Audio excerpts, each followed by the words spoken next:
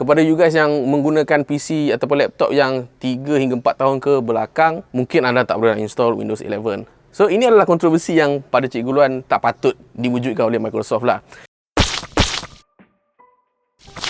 Hello, Assalamualaikum semua. Selamat datang ke Cikgu Luan. Siapa degil? Saya Rotan. Hari ni Cikgu Luan nak sembang sikit berkenaan dengan Windows 11. Sebelum ni Cikgu Luan dah pernah buat lah berkenaan dengan Windows 11. kononnya ada kata apa developer leak sebelum kelancaran Windows 11 lagi. Dan turns out rupa-rupanya lepas kelancaran Windows 11 sudah ada kata apa korang boleh download lah Windows 11 dalam Windows Insider program. Dan kalau korang tengok nak dibandingkan dengan yang kata apa leak punya version tu, memang saya rasa 60% 70% memang dah baru lah. Misal kata dia punya notification dah berubah, file manager pun dah lain sikit, dia dah memang betul-betul rounded corner, lagi smooth, dan saya rasa lebih stable lah. Cumanya saya tak galakkan macam biasa sebab Windows Insider program ni adalah untuk orang-orang yang macam nak contribute kepada pembinaan ataupun development Windows 11. Maksudnya untuk developer lah mostly. So kalau korang nak install pun saya suggest korang pergi install lah dekat laptop yang kedua korang ke, PC kedua korang ke. Yang PC ataupun laptop untuk korang buat kerja, saya cukup tak galakkan sebab saya risau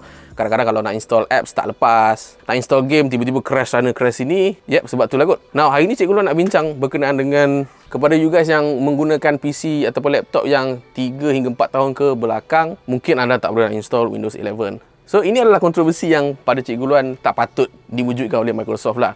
Okay, apa isu dia? Isu dia adalah bila kita tengok balik Windows 11 punya requirement, saya rasa in terms of raw performance, okay. Maksudnya CPU tu sekadar apa tak silap saya 1 GHz ke lebih kurang macam tu. Ada 64-bit processor, itu mudah je. RAM pun berapa je, tak banyak pun, 4GB ke berapa tak ingat. Storage pun 64GB.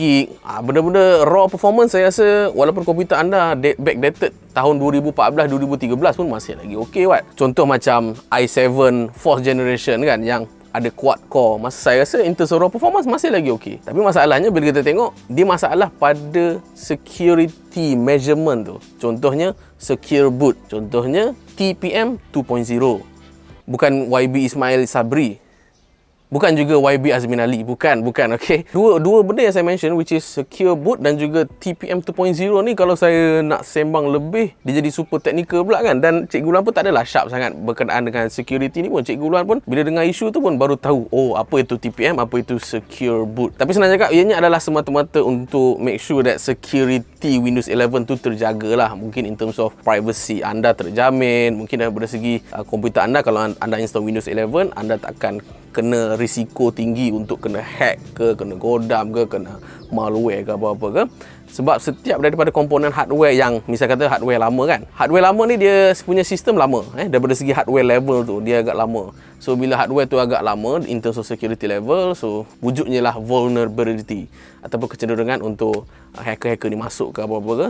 Tapi as time goes by, tahun 2018, 2019, 2020, hardware makin advance, security makin padu. Of course, software pun kena ikut sama. Itulah saya rasa intention Microsoft lah kot. Cumanya itulah, saya dapati bila kita buka kita punya requirement kan, kita tengok CPU apa yang supported kan. So, kita tengoklah, korang boleh pilih lah kolom sama ada Intel ataupun AMD, korang boleh tengok sendiri. Kalau in terms of Intel saya bagi tahu, mostly Intel Atom ke Celeron, okay. Tapi when it comes to i3, i5, i7, yang this top performance punya CPU ni, dia hanya sekat sampai 8th gen je. 8th gen ni saya rasa tak silap tahun 2000, paling-paling 2018 lah, 2018 punya CPU masih lagi okey. Tapi CPU macam 6th gen, 4th gen, 3rd gen pun, yang mana saya rasa more than capable sebab mereka pun ada quad core CPU kan, in which raw power okey lagi kan, pun tak supported. In terms of AMD contohnya kan, AMD yang busuk-busuk saya tengok dalam senarai okey, tapi bila saya tengok AMD Ryzen yang 1000 series yang sampai ada 6 core, 8 core tak supported. So macam apa ni, kenapa dia buat macam ni kan. Pasal saya cakap raw performance okey, tapi disebabkan security ni korang tak dapat nak install Windows 11. How sayang is that lah pada saya. Sebab kalau saya sebagai Microsoft, saya nak orang install Windows 11 regardless of security ke tak security. Maksudnya saya nak meramai-ramaikan orang menggunakan Windows 11. Faham tak? Sekarang ni, kalau dulu mungkin lah, contoh kalau kita tengok iOS kan, iOS dia supported hingga 5 ataupun 6 years of penggunaan. Maksudnya kalau tahun 2021 ni saya shoot, saya tak silap saya iPhone 6s masih lagi boleh install, tak silap saya iOS 15 lah yang paling latest lebih kurang. Tetapi Itu je lah tahap dia. Maksudnya mungkin tahun depan dah tak dapat install. Bukan sebab apa, sebab dia punya hardware tu, dia punya raw performance dah tak boleh nak catch up dengan kata apa teknologi ataupun coding yang terkini. So saya faham berkenaan dengan kenapa Apple tak benarkan device-device tu updated for lebih daripada 5-6 tahun. Sama juga kot dengan Windows 7, Windows 8 lebih kurang lah. Mungkin hardware lama tak dapat nak install sebab raw performance tak cukup. Okey, itu saya setuju. Tapi kita punya PC, let's say lah 4th gen i7 dah lebih daripada enough untuk run Windows 11, tak boleh nak install Windows 11 for the sake of security. Tak kena lah pada saya sebab benda tu boleh di-counting lagi lah, dan saya tak tolak tepi lah. Next time mungkin akan ada modus ni yang allow for Windows 11 boleh diinstal tanpa perlu requirement TPM 2.0 dan juga secure boot ni. So sekarang ni macam mana Cikgu Bulan? Apa yang saya kena buat? Sebab saya nak install Windows 11 tapi tak boleh juga. Okey, pertama sekali release date untuk Windows 11 adalah pada hujung tahun ni, pada holiday 2021. Saya rasa Microsoft akan U-turn jugalah sekali. Jangan risau. Sebab saya tengok isu ni terlalu berat sangat. YouTuber pun saya tengok ada yang marah-marah jugalah isu ni kan. Sebab dia kuat kuasakan benda ni dalam keadaan pandemik. Di mana kalau korang nak beli laptop baru pun ataupun CPU ataupun komputer baru secara umum pun susah nak dapat. Kalau dapat pun harga memang mahal lah bosku kan.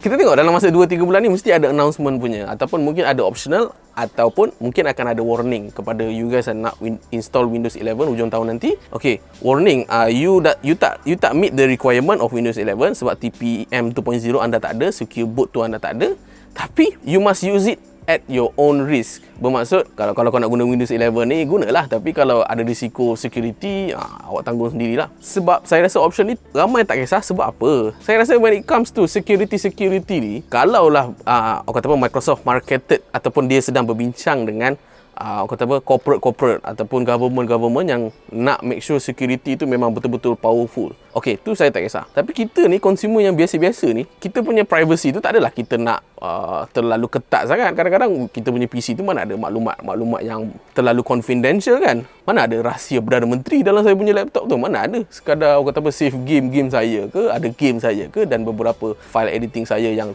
tak berapa nak file bersih dan saya tak kisah pun kalau ada beberapa flaw security tu. Mungkin itu boleh diselesaikan dengan Windows update ke apa-apa kan. So sebagai consumer biasa, kami sendiri tak kisahlah about security tu terlalu ketat sangat. Tapi janganlah longgar sangat, of course. So itu je lah kot apa yang saya nak berceloteh berkenaan dengan Windows 11. Personally, saya akan upgrade kepada Windows 11. Cumanya saya akan hold sekejap dalam masa 3 hingga 6 bulan selepas kelancaran. Sebab macam biasalah, software baru ni akan introduce much more bug, banyak-banyak glitch ke apa-apa, ataupun software banyak tak support. Dan kena rajinkan lah tengok review dekat YouTube ke, dekat mana-mana artikel ke, apa yang okey, apa yang tak okey. Dan kalau korang rasa korang dah bersedia untuk install Windows 11, so nanti korang boleh install lah pada hujung tahun 2021 ini. So itu sajalah kot untuk video kali ini. Apa lagi you guys nak tahu berkenaan dengan video editing ke, video shooting tu semua, korang boleh roger dalam ruangan komen di bawah supaya saya boleh buat lagi video upon request you guys berdasarkan komen yang korang dah komen tadi.